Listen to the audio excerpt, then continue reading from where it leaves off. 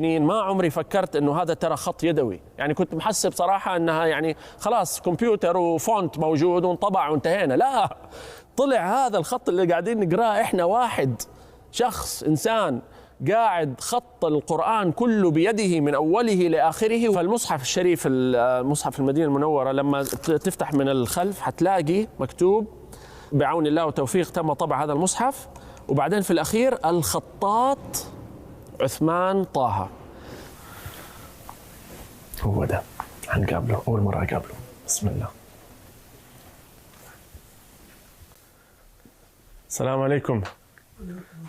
حيا الله شيخنا، أهلا وسهلا. كيف حالك؟ إن شاء الله بخير. مرحبا. كيف أمورك؟ إن شاء الله طيب. الله يكرمك.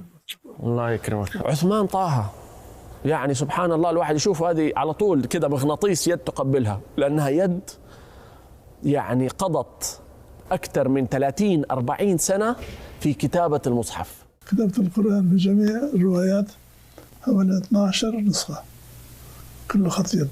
والله أنا عشقان الخط، ما يهمني التعب، يعني أكتب حتى أتعب، حتى أحيانا أنا بكتب الخط القلم على الأرض.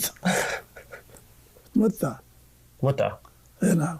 الشغف متجسد فيه، شغفه في كتابة المصحف. لا يهمني الدنيا كلها، ما يهمني، أنا والخط. أنت والخط بس. عندك طقوس معينة قبل لا تبدأ؟ أنا ما كتبت صفحة من المصاحف اللي كلها إلا على وضوء.